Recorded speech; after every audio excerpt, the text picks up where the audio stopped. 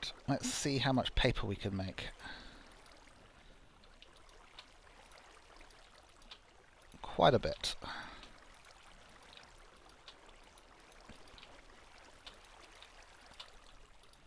There you go, and that isn't even using the sugar cane that's in the box back there. So we put the paper like so, and it makes us books.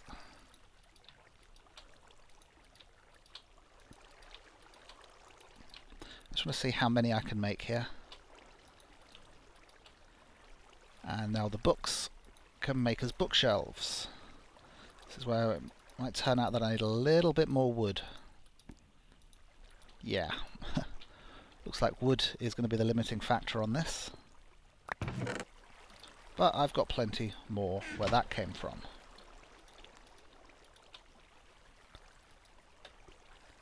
Right.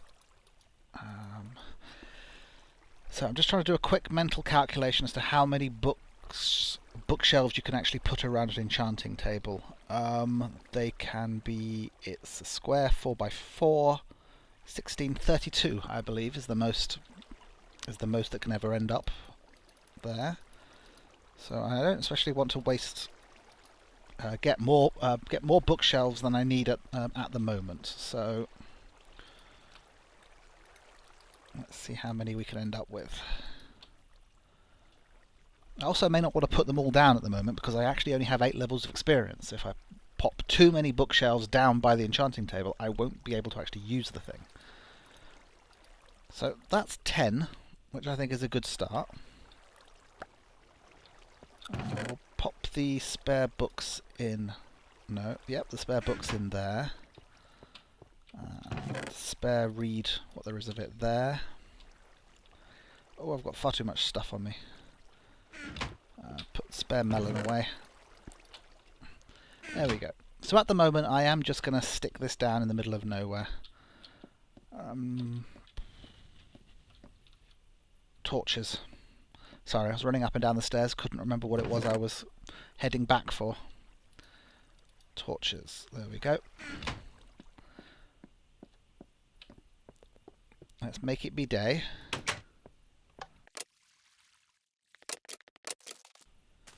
Looks all clear. So I am just going to plop this down in the middle of this area. Just trying to leave enough room around it that I'll be able to expand a building around it later. I think you can pick these up again if you use a pickaxe. But, you know, just in case it turns out you can't, you know, I want to put it down somewhere reasonable. I think there.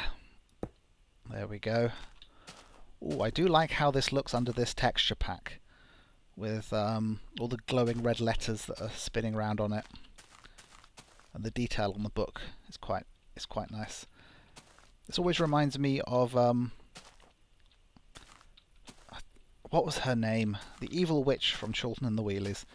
None of you will know what I'm talking about, but there was once there was a kids show called Chilton and the Wheelies, and there was an evil witch, and she had an animated talking spellbook. And that's what this reminds me of. So let's just put some torches out around it. Keep the mobs a little bit at bay. I don't think an enderman will come up and pick up an enchanting table, but there we go. Ooh. Let's see whether I can... What's that on? Oh, it's a creeper face. It's like a skull creeper face. That's pretty cool. Okay. So I think I'm going to enchant my diamond pickaxe. So without any books by it, the most I can get here is a 5 by the look of it. So let's put down some of these bookshelves. Now the bookshelves have to be at least 1 away, but no further than 1 away. And they can either be level with this thing or 1 higher. And I've done experiments to, to confirm that. So you'll know when a bookshelf is in the right place because you'll see magical letters flying from the bookshelf into the enchanting table. There they go. There was an X and a V and so on. Nice and colourful and pretty. Now if I check the levels I'm getting,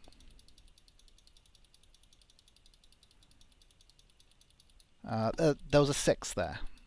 So putting that 1 down has upped the maximum level by a bit, but not by much. So let's add 2 more. And we should see the letters flying in a lot more now, because it should come from all 3 of those. Now, you can also put bookshelves down here. So basically, you're 1 away from it with a gap, including diagonally. You can't put anything here. Like if I put a torch there, if I put these torches down, this will actually, I believe, block the flow of the magic. You can see there are no more letters flying over there now. And I think anything in these squares will block it. If you put down pressure plates or levers or anything else, that isn't going to work. So you have to go for overhead lighting in your enchanting rooms. Right. Oh, okay, there's a 7. I'm wondering whether I'll get an 8.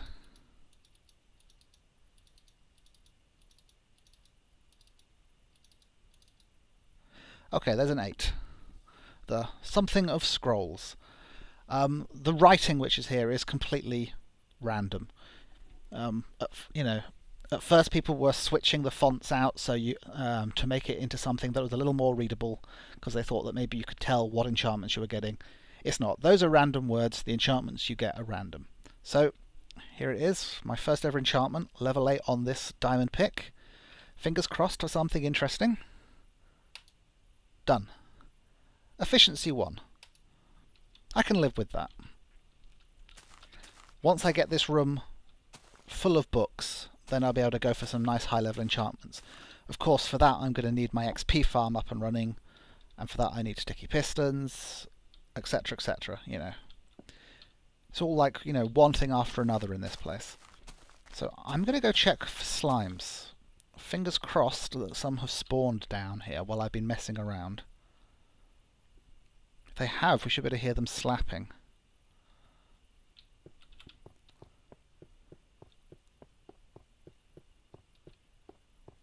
Oh, wrong way. Any slimes? No slimes yet. I think I'm in the right coordinates. So I'm in what? I'm in an X203 and Z427. So I've opened up X220.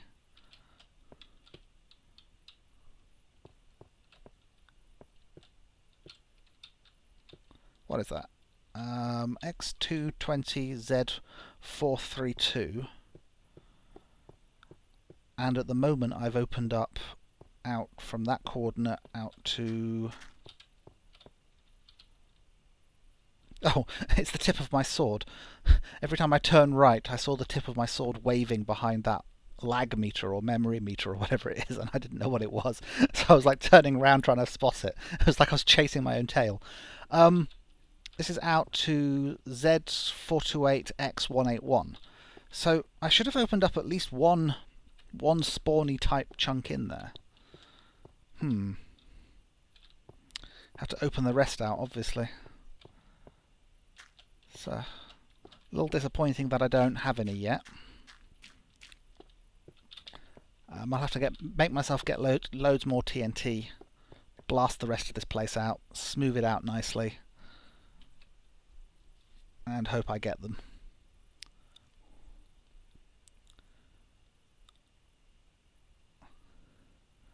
So what's next? Going to the nether, I think. Because the nether is the source of the glowstone I need for the top of that thing. So, yeah, I understand that I'm sort of half doing lots of things round here. But you know, what do I need to bring to the nether? It's going to be like that for a while, I think, until I get myself a bit more established. I need those slimes so I can start doing other stuff, etc, etc, etc. So there's going to be a lot of half-finished projects and moving from one to another for for a short while. Okay, I've got my flint and steel.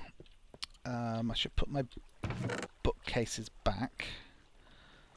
I want some cobblestone.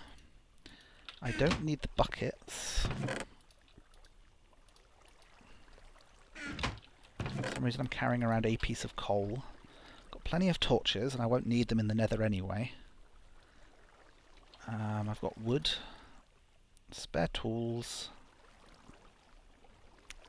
flint and steel. I want some dirt. That's it. Let's make ourselves a nether portal. I've already decided where I want it. I don't want it to be too close to where I sleep in the normal houses, but I don't want it to be too far away.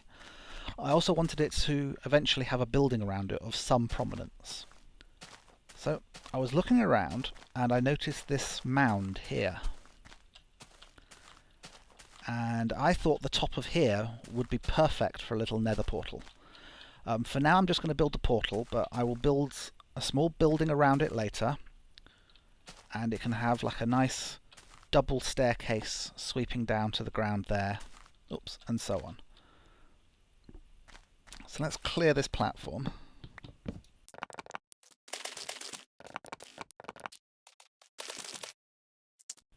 Okay, I've just realised that I do need the buckets.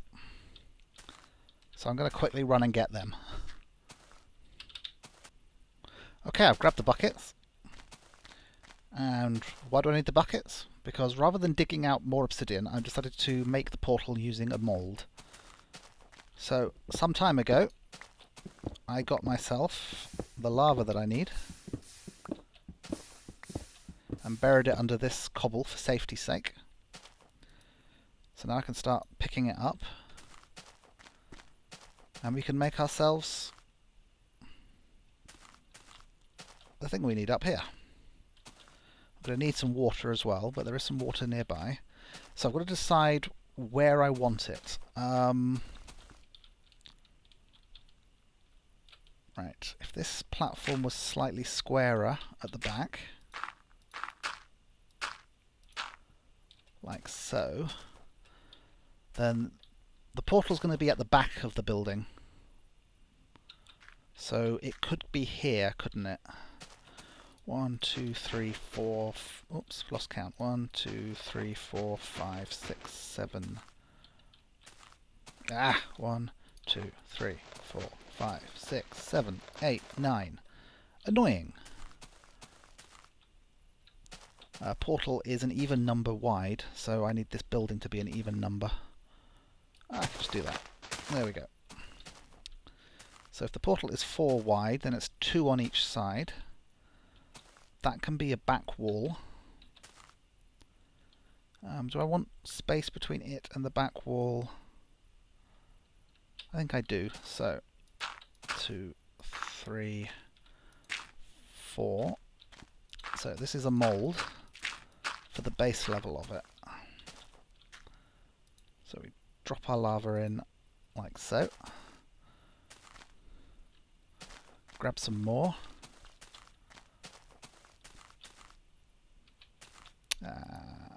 There and there.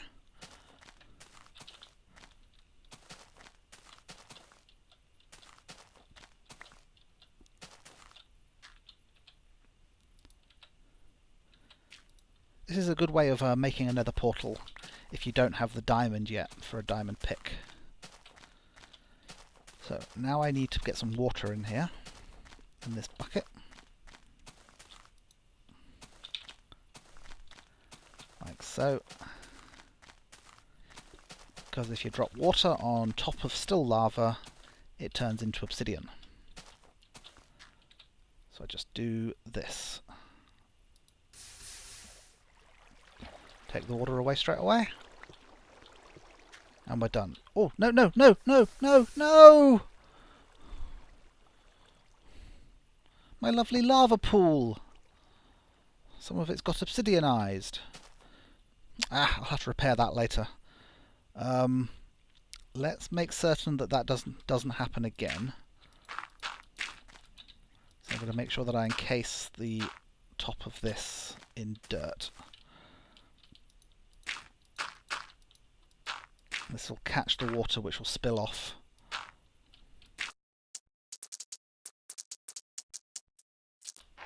Get rid of the dirt around there now. Now I want somewhere to temporarily store my water as I'm doing this. There we go. So I'll keep building this up, and then in the end we'll have a nice nether portal.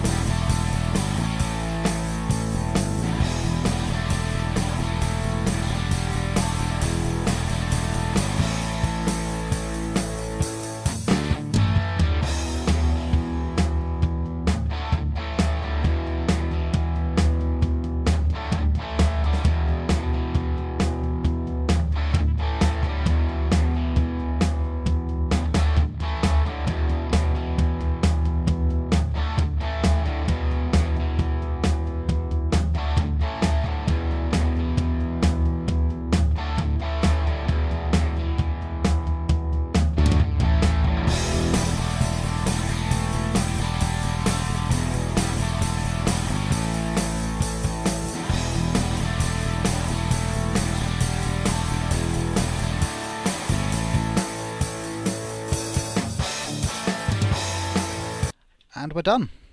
Oops, except for that bit. Now I left those corners out there because I want to put glowstone in those positions when I'm done. I'm pretty certain this is the right size and shape. The inner doorway is 2 by 3, and then you don't need these bottom corners either, but I put them in because I think they look better, and there'll be glowstone at the top, as I said. So we light it. There we go. And for now, I'm just going to build the back up like this.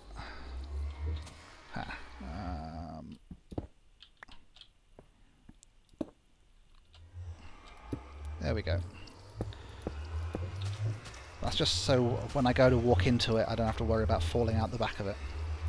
Okay, well the sun's going down here. Let me put some lights up here, so if it's still night time when we come back, we don't get instantly killed by the mobs. So we'll keep them at bay a bit. There we go.